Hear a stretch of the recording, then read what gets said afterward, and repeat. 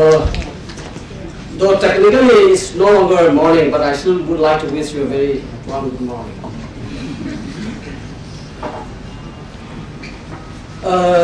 Respected chairperson and say my learned scholars from Manipur as well as from outside. For me, it's both a pleasure and privilege for me to be here today. A pleasure because I am in the august company of some of the best minds of the state and region. A privilege because it's not very often that I do have the opportunity to interact, share with the concerned minds of the state and region. Though I did and I do with some of the leading minds of the country elsewhere. So, for this opportunity that I'm getting here today, I must thank the organizers of this national seminar, particularly Dr. Sundar Sharma, for not only inviting me, but more importantly for giving me this dual sense of pleasure and purpose.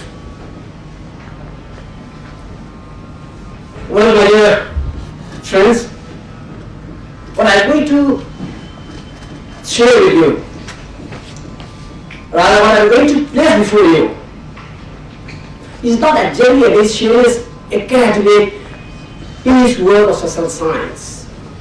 Rather, it's more of a millions of sociologists who over the years,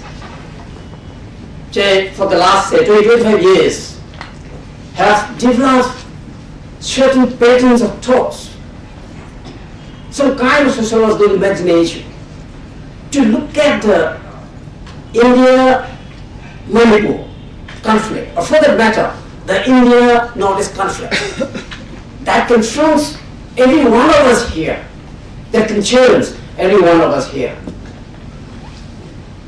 It's not my intention to claim that the perspective that I'm going to present here is better than other perspectives. Far from the truth. Nor is it my intention to claim that the perspective, which I like to call a civilizational perspective, will hold true for all the years to come. Nothing like that. What I'm saying is,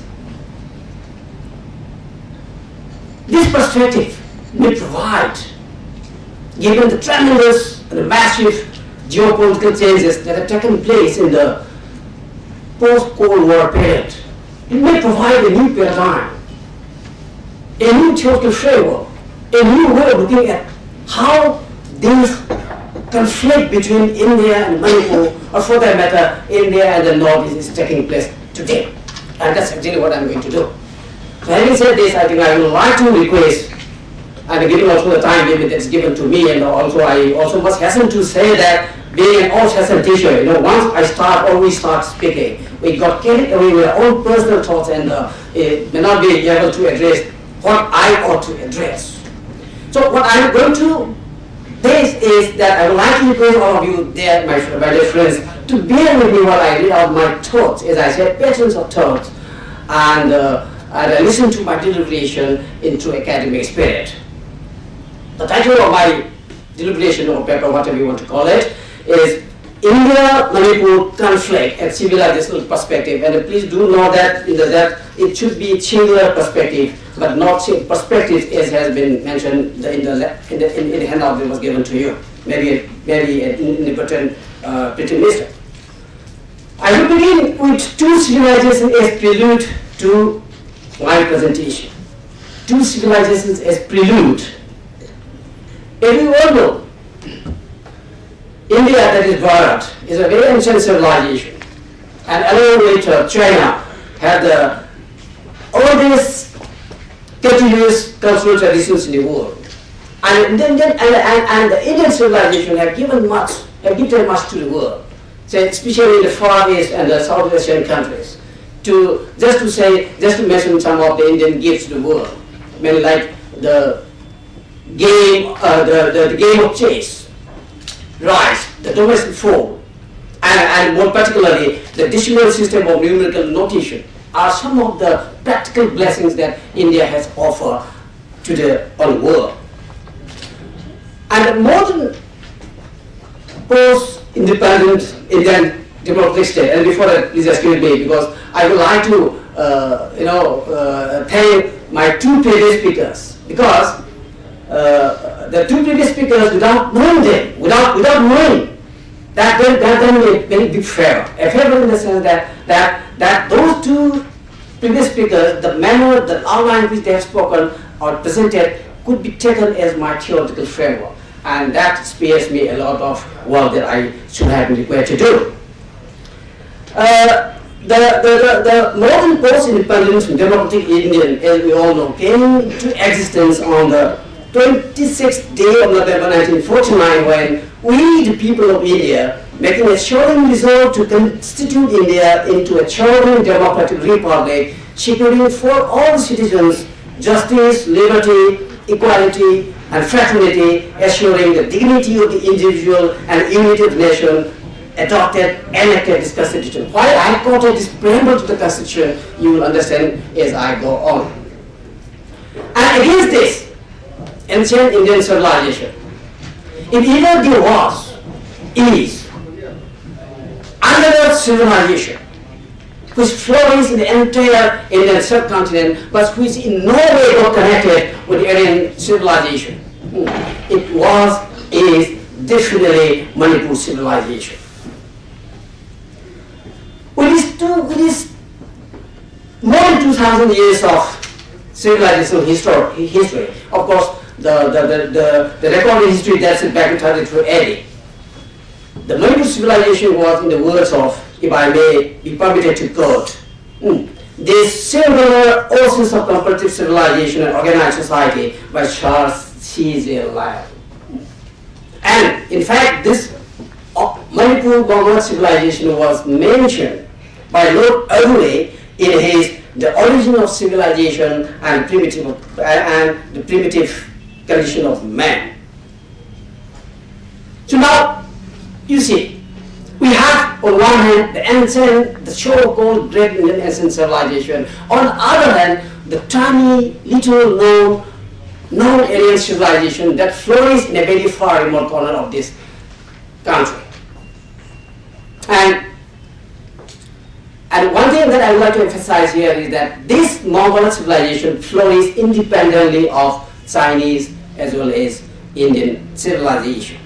And this Mongol civilization is the very civilization that has gifted to the world the game of polo.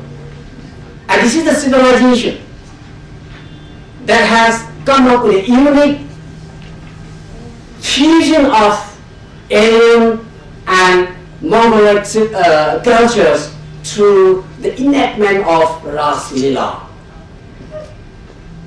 And perhaps it is very interesting to mention, to make a note that perhaps the Nobel laureate, Rajendra Singh, was perhaps the first and last Indian to even acknowledge, appreciated, or understood the significance, the importance of this Mongoloid civilization of Manipur.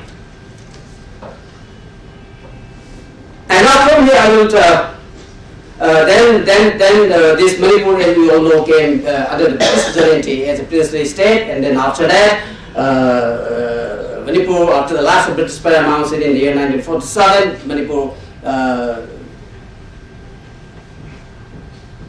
became a part of independent India through a very merger agreement, to which I shall address later on.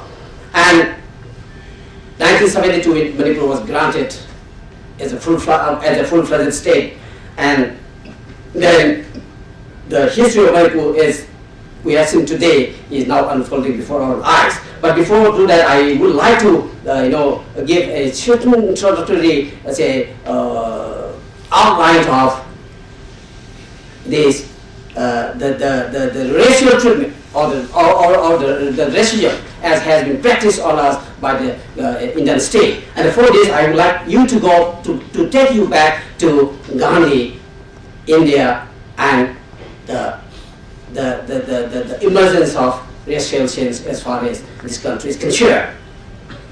The racial change I would like to put here is alien to Indians. Race is something that they dictate about others, not among themselves. They know only the caste and subcaste, the clan, the Jains, the language groups, and so on and so forth. They do not see themselves as belonging to one race. The words have no meaning as far as Indians are concerned. It was as South Africa. It was South Africa that Gandhi developed a racial sense and understood that without a racial consciousness, a disadvantaged or a persecuted minority can be utterly destroyed. It was as a racial leader that Gandhi returned to India in 1915 at the age of 45, and he was an odd man out among established politicians of the country at a particular point of time. Because today India was only a word. But once in India, Gandhi knew that the racial politics of the kind that he showed evidence in South Africa would not have been understood and it could not be practiced in India. And a practical man that he was, Gandhi knew that the racial sense that he developed in South Africa could not be the basis of his politics in India. So for one thing, Indians were not a minority in India. And therefore, any attempt to develop a racial sense would serve no political purpose. Secondly, Gandhi was a Hindu by conviction. That is his own admission while in London as a law student. And to him, India is the sacred soil, the refuge of the afflicted and the Hindu holy land. And thirdly, the racial message in the words of Naipaul, who he describes so vividly, so wonderful in his India, a wounded civilization, always merged into the religious one. And it invoked in Gandhi what looked like contradiction. Kind of contradiction as far as Gandhi's thought was concerned. Gandhi was worried. Gandhi was tormented by these seemingly contradictions, as put by Naipaul in his wonderfully written book. And what was that, and what is the contradiction? Gandhi was against untouchability, as we all know it. Gandhi was against untouchability, but not against caste system. This is very important. Gandhi was against untouchability, but not against the caste system. And he was a passionate Hindu.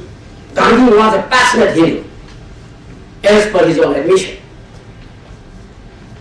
But at the same time, preaching unity with the Muslims. So this is the contradiction.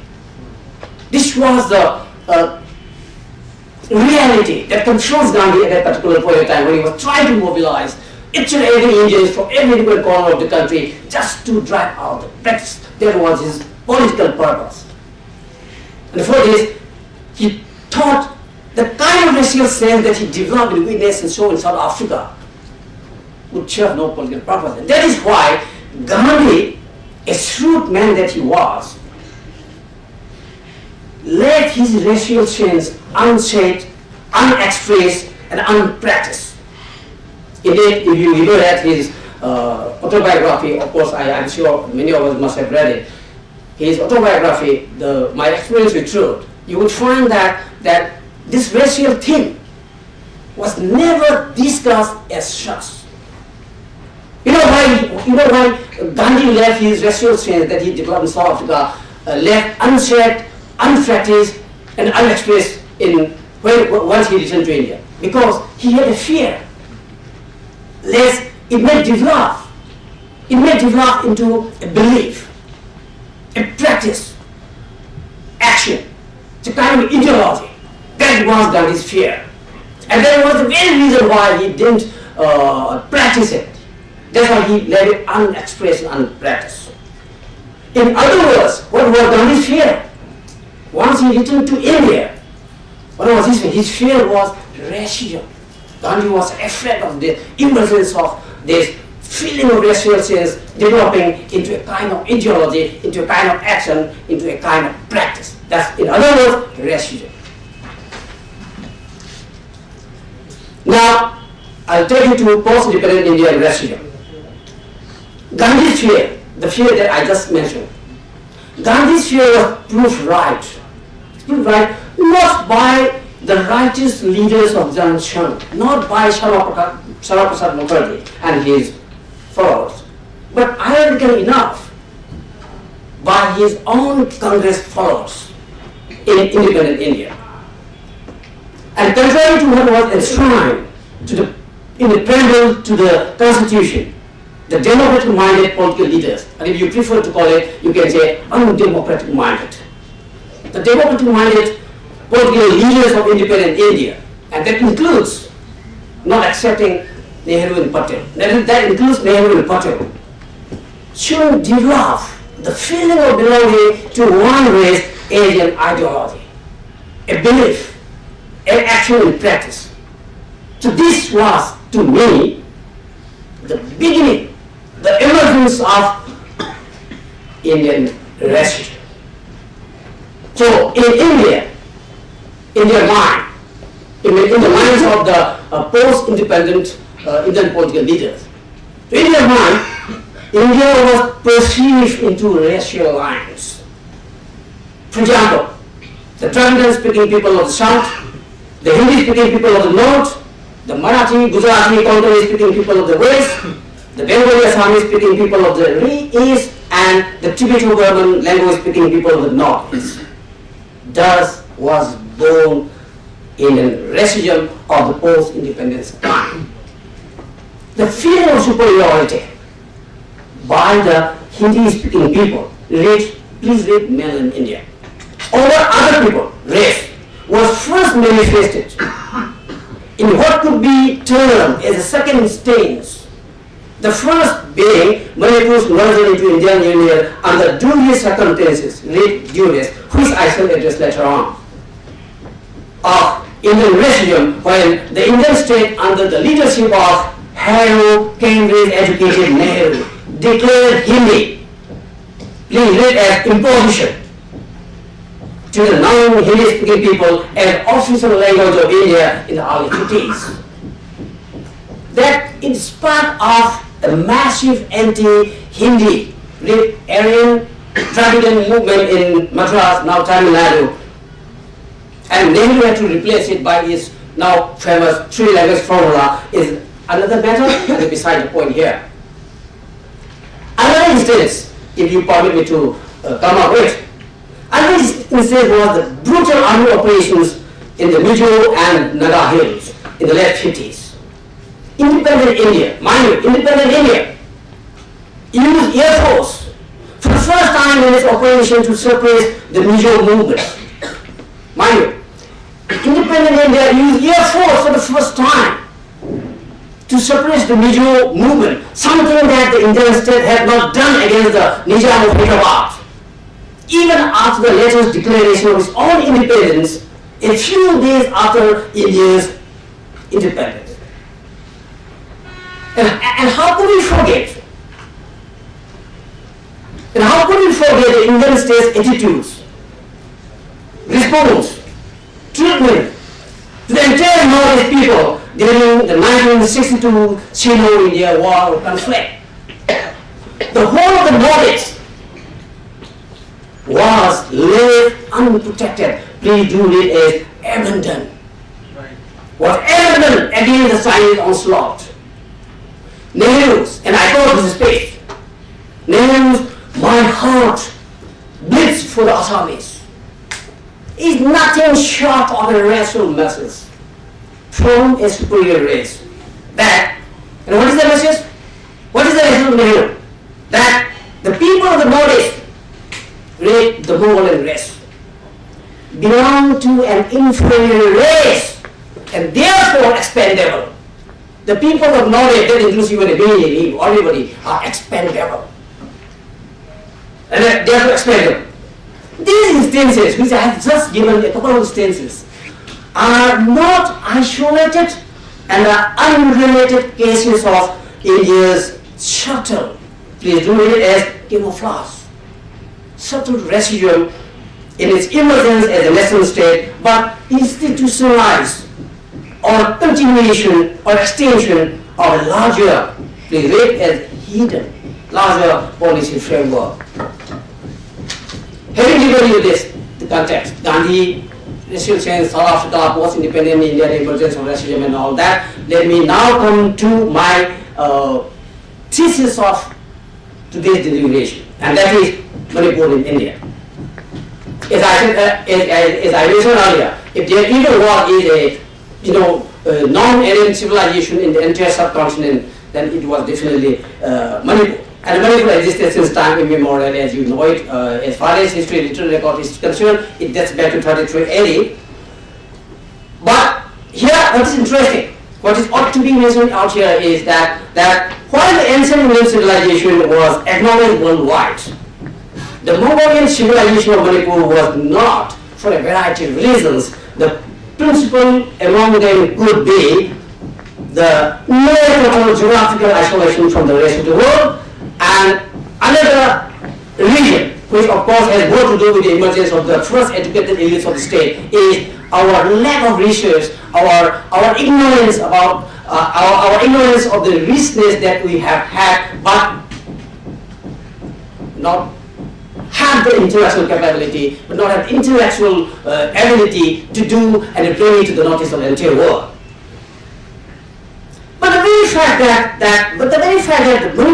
that Manipur flourished as a civilization was not lost of in the minds of great ambassadors of Indian civilization when they came into contact for the first time with this tiny sovereign kingdom in the 17th century.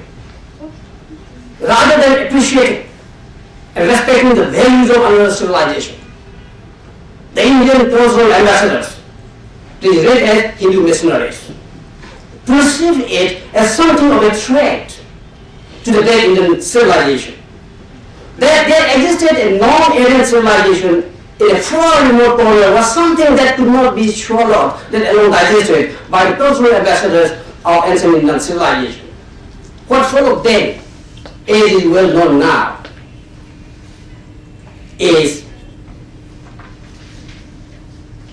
a tremendous process of sensitization in the Manipur Valley under the full patronage of the king. This, according to me, was the beginning of a conflict between Hindu India and Mongol and Manipur. This is my contention. Some may term it as a social, religious, political conflict, and rightly so. But I would prefer to call it as a class of civilization, but not necessarily in the Huntingtonian sense. Therefore, I would like to contain that the sensitization process that took place in Manipur in the 18th century have more to do with the alien assimilation, read as annihilation. Annihilation of the Mongol culture than with the spirit of Vaishnavite tenets. How else would one explain? How else would you explain the burning down of pujas, the sacred, the holy, ancient scriptures of the meetings by Hindu missionaries, if it was not meant to destroy civilization? Please do answer me this. How else would we explain the burning down of these ancient, holy, sacred scriptures of the Metis if it was not principally and basically meant to destroy the very non-Aryan civilization? The whole mark of a great civilization is its ability to preserve a cultural tradition without a complete break with the past. Manipur preserves down to the present day, down to the very minute that I am speaking here, standing right in front of you, preserves a culture. What kind of culture? A Mongolic culture, which is fully conscious of its own antiquity. The great author, Professor A.L. Basham, when he wrote about the wonder that was India, one of the best books that I have ever read on ancient Indian civilization. So Professor Basham, he was full of praise for ancient Indian civilization and morality, so he has got every reason to praise Indian civilization, as I do praise Indian civilization. To Professor Basham, while eulogizing the ancient Indian civilization, he has listed Indian civilization and Chinese civilization as the only two civilizations in the world that has the oldest history of continuous cultural traditions. And to this, no matter how small it is, to this may I add the list of, to this list, another civilization, that is the non-Aryan Mongol civilization of Manipur. Professor, another 3 minutes. Well, yeah, I'll try to come down to my contention, but as far as possible. This was something very inimical to the apologies of ancient Indian civilization, particularly the political elite of the young independent India. The Mongolic civilization of Manipur had never been undermined so blatantly and so brazenly by any other outside force as was or is done by independent India, not even by the British during its 56 years of suzerainty over Manipur. A few historical episodes involving India and Manipur will drive home my point. First, of course, was the infamous Manipur Merge Agreement of 1949, the manner in which the Manipur Maharaja was intimidated and met to sign the agreement was nothing short of a racist treatment. Who can forget Sardar Patel's Deputy Prime Minister, Indian Home Minister, asking his BP Menon, the Secretary to the Indian State, whether Sri Prakasha, whether Menon had a brigadier, had not a brigadier in Shillong. And to this must be added the telegram sent by Sri Prakasha to Sardar Patel on 18 September 1949, 3 days before signing the agreement. This telegram, which I have reproduced in full in my book, The Emergence of Material Nationalism, has shown in no uncertain terms that the racist intention of the Indian state and that it would use brutal force if necessary to make the king sign the agreement. And no less an act of state residue was unceremonious's dissolution of Manipur Legislative Assembly, which was democratically elected under the Manipur State Constitution Act 1947. This was something very terrible blows to the people, particularly the highly civilized Metis, whom Suniti Kumar Chatterjee has described as the most advanced section of Caucasian people. This, as far as the people of Manipur was concerned, this is not progression but relegation. This is not upgradation but relegation. Was there any similar episodes in the history of mankind where a distinct race of more than 2,000 years of civilization has been treated in so severe a manner, in so humiliating a fashion, and rendered into a mere labyrinth? Having accomplished the national mission of political integration of all the princely states, Manipur and Tripura being the last, and I'll just give you 5 minutes. The Indian state, since the 60s, has spoken about emotional integration. This word emotional integration have no meanings, because a sense of alienation has already taken deep roots in the entire Northeast, particularly in the Manipur Valley. The response of the Indian state to the cultural resurgence of the Mongolic people, typically as it was, the imposition of the now infamous Armed Forces Business War Act, on which my previous speaker has spoken at length about it, and I will not delve into it. Imposition of the first war and the subsequent militarization of the region. Being conscious of its global image as the largest democracy in the world, unless it changes its own signal to the outside world, the process of militarization is carried out under the garb of security, integration, protecting civilian life and whatnot. So daringly and adroitly was this process executed that the Indian state was or is able to legitimize for the benefit of the outside world, and the concern is real intent. What's the real intent? The real intent is racism. That it is sheer dehumanization of its own people is of little or no concern to the Indian state. And that it negates the very spirit of the preamble to the Constitution is of little consideration and deserves no constitutional demerits. And that the Indian state has over the years outgrown this Constitution is inconsequential. Indeed, the great ancient Indian civilization, great Aryan civilization, and its child prodigy, the Indian state, has become too powerful and too strong to listen to, let alone give in to the massive human outright protest against this militarization. After all, who cares for a few million Mongoloids in the land of 1 billion plus Aryan population? Not the Indian state. Not the Indian state by any tangible stress of imagination. Now, let me come to my end note. India today is in deep crisis. The entire knowledge, to use a cliche, is a war zone, it's a conflict zone. For the first time in 63 years of its existence as a democratic republic, the Indian state is facing the toughest challenge of grappling with the conflict situation in the Northeast. But unlike in the past, the present turmoil, the turbulence in India has not come from outside forces. It has come from within.